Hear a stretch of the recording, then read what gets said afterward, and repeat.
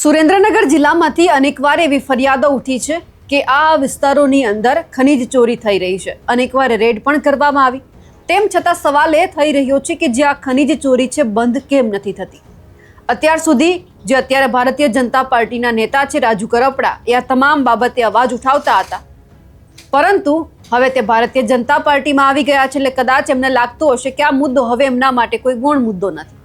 પણ હવે ત્યાંના જે જાગૃત નાગરિકો છે તેમના દ્વારા શરૂઆત કરવામાં આવી છે અવાજ ઉઠાવવાની. હવે કોણે જ્યાં ખનીજ ચોરી થઈ રહી છે તે બાબતે અવાજ ઉઠાવ્યો છે અને હવે સરકાર આમાં કેટલું ધ્યાન આપે છે. જો ધ્યાન નહીં આપવામાં આવે તો શું આગળ થશે તેમની ચર્ચા કરીએ. નમસ્કાર, આપ જોઈ રહ્યા છો નિર્ભય ન્યૂઝ અને હું છું આપની સાથે રિદ્ધિ. સુરેન્દ્રનગર જિલ્લાની અંદર અનેકવાર એવી ઘટનાઓ સામે આવી છે કે ઘણા બધા વિસ્તારમાં ખનીજ ચોરી થઈ રહી છે. અનેકવાર રેડ પણ પાડવામાં આવી, અનેક લોકોને દબોચી પણ લેવામાં આવ્યા. પણ સવાલ એ થઈ રહ્યો છે કે કેમ આ ખનીજ ચોરી છે તે બંધ નથી થતી. આજે ફરી એક વખત એક ઘટના સામે આવી કે જે આ વખતે ગૌચર જમીનને બચાવવા માટે આ મુદ્દો છે તે ઉપાડવામાં આવ્યો છે. મૂડી તાલુકાના દુધે ગામે મોટા પ્રમાણમાં ખનીજ ચોરી થતી હોય તંત્રને જાણ કરવામાં આવી છતાં ગૌચર જમીનમાં ખનીજ ચોરી હજુ પણ ચાલુ છે, જેથી હવે જાગૃત નાગરિકે આ તમામ વિડીયો બનાવીને વાયરલ કર્યા છે. દુધઈ ગામની સીમમાં ગૌચર જમીનમાં ગેરકાયદેસર ખનીજ માફિયાઓ ખનીજની જે ચોરી છે તે કરી રહ્યા છે. અનેકવાર લોકોએ મામલતદારને પણ જે આ રજૂઆત છે તે કરી છે, ખાણ ખનીજ વિભાગને પણ રજૂઆત કરવામાં આવી છે, પરંતુ કોઈ જ કાર્યવાહી ન થતા વિડીયો વાયરલ કરી ગૌચર બચાવવાની માંગ કરવામાં આવી છે. આગામી દિવસોમાં જો ગૌચર જમીનમાં ખનીજ ચોરી બંધ કરવામાં નહીં આવે તો ગ્રામજનો જનતા રેડ કરશે તેવી પણ ચીમકી ઉચ્ચારવામાં આવી છે. હવે આ તમામ બાબતે જે આગેવાન છે રામકુ કરપડા તેઓ શું કહી રહ્યા છે તે પણ સાંભળી લઈએ. મૂળી તાલુકાના દુધઈ ગામે જે અત્યારે મોટા પ્રમાણમાં સિલિકા સ્ટોન, સિલિકા સેન્ડ અને ફાયર ક્લે અને સફેદ માટીના મુખ્યત્વે ખનિજ સંપદાઓથી ભરપૂર છે, ત્યારે છેલ્લા 1 વર્ષથી અહીંયા જે છે ખનિજ ખોદકામ છે એ ખનિજ ખોદકામ બંધ થતું નથી કે તંત્ર બંધ કરાવતું નથી.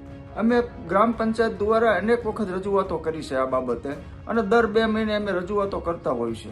તો આ વિડીયોના મારફતથી અમારી એક અપીલ છે કે તમે કોઈ પણ સંજોગોમાં આ તમે બંધ કરાવો, કારણ કે આ જે ખનિજ માફિયાઓ છે એ તમામ જે સરપંચ હોય, સદસ્યો હોય કે આ બીજા બધાને પણ આ લોકો ધાક ધમકીની ભાષા વાપરતા હોય છે અને પંચાયત દ્વારા તો દર 2 મહિને અમે એ લોકોને રજૂઆત મામલતદારશ્રી અને તાલુકા વિકાસ અધિકારી, ખાણ ખનીજ વિભાગ અને એ લોકોને જાણ કરતા હોઈએ છીએ.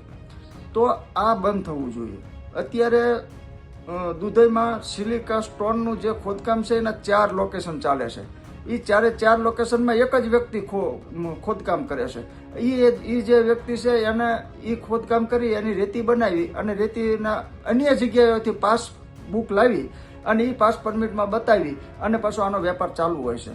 દરરોજ 20 થી 25 ગાડીઓ આવી રેતીની જે ગેરકાયદેસર ને કાયદેસર બનાવી અને એનો વેચાણ કરવામાં અને કાળો કારોબાર ચાલુ હોય છે. ત્યારે અમારી બાબત એ છે કે તંત્રને અમે વારંવાર રજૂઆતો કરવી કે ભાઈ આ તમે આ ખનિજ ખોદકામ, ખનિજ ગેરકાયદેસર ખનિજ ખનન વહન એ તમે બંધ કરાવો. દુધઈમાં કોઈ પણ એક પણ લીજ નથી. અમે જે લીજો છે એ લીજો પણ ખોટી રીતે છે. તમે જે ખાણ ખનીજ વિભાગ આ લીજો ઉપર માપણી કરે અથવા કરે તો એનેથી જે લીજ છે કે એ લીજથી 5 ગણું વધારે ખોદકામ થઈ ચૂક્યું છે.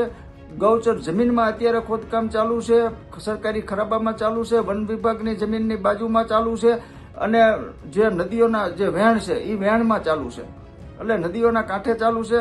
તો તમામને જે તંત્ર છે, પોલીસ તંત્ર હોય તો ભલે, મામલતદાર હોય તો ભલે, તાલુકા વિકાસ અધિકારી હોય તો, ચોટીલા પ્રાંત હોય તો, કે જે પણ છે એમાં હું દુધઈથી જે દુધઈમાં ખનિજ ખોદકામ ચાલુ છે એ ચાલુ સદંતર બંધ કરાવવા માટે થઈ અને જે તંત્રને જરૂર પડશે અને જે ગ્રામ પંચાયતના લેટર પેડની જરૂર પડશે તો એ અમે આપવા તૈયાર છીએ અને તમને સ્થળ ઉપર જઈ અને તમને આ બધા લોકેશનો હું રામકુભાઈ કરપડા તમને બતાવું.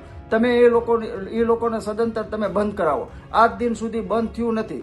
ફક્ત અને કોઈ પણ સરકારી અધિકારી આવે અને એ કરે તો વોટ્સઅપ ગ્રુપ છે એટલે એ લોકો એ પહેલા એ સજાગ થઈ જતા હોય છે.